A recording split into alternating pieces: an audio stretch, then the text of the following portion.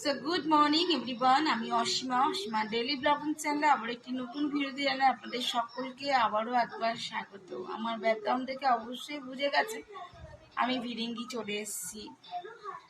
আর আজকে মনটা সত্যি খুব খারাপ।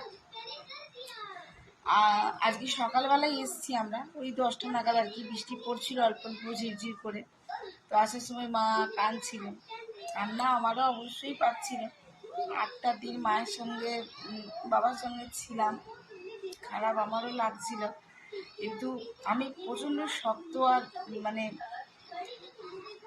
ভারী স্বভাবের। আর আমি চট করে সকলের কাছে না কাঁদতে পারি, একটু যে এক্সপোজ। তো যাই হোক, আমরা এসছি অনেকক্ষণই, এখন তো ঘড়িতে 10:30 বাজে।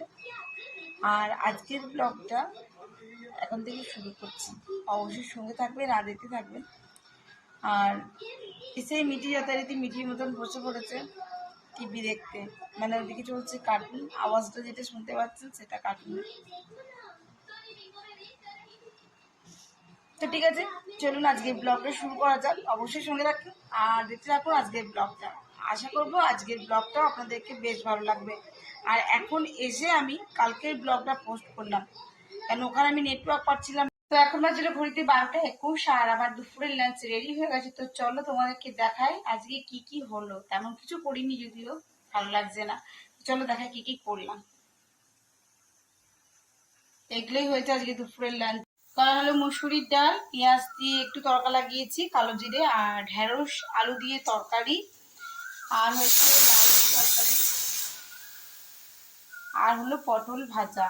আর এখানে কুকারে যেটা দেখছো সেটা হলো আমার করলা আলু সেদ্ধ। এটা এখন সেদ্ধ হয়নি, সেদ্ধ হচ্ছে। তো এই হলো দুপুরের lunch.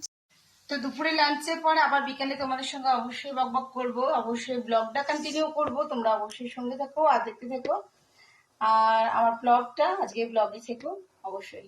So good evening everyone. এখন সময় 5টা 10, আর আজকে মানডে। সো মিটি চলে গেছে ক্যারেটে ক্লাসে, বৃষ্টি পড়ছে ঝিমঝিম করে। মনে হয় আজকে ক্লাবের ভিতরে ক্লাস হবে আর কি। ওর বাবা গেছে দিতে, ওকে আসবে, তারপর চা খাবো। আর তোমরা যদি আমাদের সঙ্গে চা খেতে চাও অবশ্যই আমার বাড়িতে আসতে পারো, চা খাবো একসঙ্গে সবাই আনন্দ করে, তাই না? আর এই যে দেখতে পাচ্ছি উপরে জামা কাপড়গুলো আমার জন্য সব রেখে দিয়েছে, এগুলো সব গুছাবো আর তবলাটা দিয়ে। সো এখানে বসিয়ে দিয়েছি আমি চা, আর ঝপ করে ছেঁকে নেবো। আর এখন টাইম হয়ে গেল 6টা 19 মতন। সো আবারও সকলকে জানাই শুভ সন্ধ্যা। এখন টাইম হয়ে গেল 8টা 20। আমি সবজি টবজি কেটে নিয়েছি, রাতে ডিনারে আজকে বানাবো একটু খিচুড়ি। সকালে একটু সবজি আছে, তো খিচুড়ির জন্য আমি এদিকে দেখো তোমাদেরকে একটু দেখিয়ে দিই কি কি করছি। আর খিচুড়ির সঙ্গে করবো ডিম ভাজা, আলু পেঁয়াজ ভাজা, আর বেগুন ভাজা। আর গোবিন্দভোগ চালে মানে আমি খিচুড়িটা নিরামিষ করব, মুগের ডাল আর মটর ডাল এই দুটো দিয়ে করবো। তো আমি এখানে বসিয়ে দিয়েছি, এখন তোমাদেরকে একটু দেখিয়ে দিই। আর আজকের ব্লগটা আমি এখানেই শেষ করলাম। যদি আমার ব্লগে কিছু ভালো লেগে থাকে সো প্লিজ আমার ব্লগটি লাইক কমেন্ট শেয়ার করে দিও। যদি তোমাদের কোনো মতামত থাকে সেটা অবশ্যই কমেন্ট বক্সের মাধ্যমে তোমরা জানাতে পারো আমাকে। আর সকলেই খুব ভালো থাকো, আর একটি নতুন ভিডিওতে তোমাদের সঙ্গে আবারও একবার দেখা হবে। ততক্ষণের জন্য বিদায়।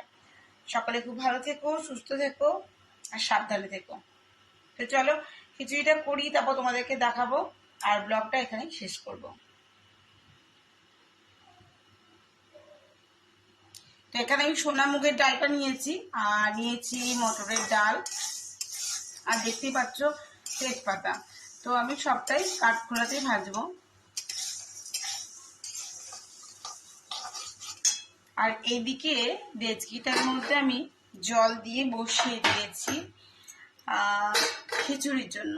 এই যে, আর এই যে সবজিগুলো আমি কেটে নিয়েছি সেগুলো হলো এইগুলো।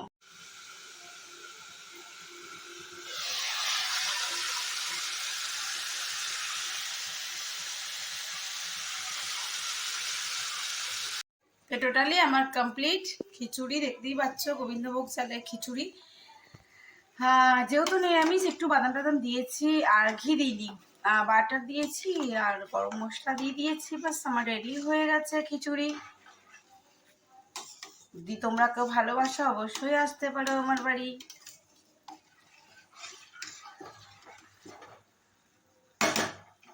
ভালো থেকো।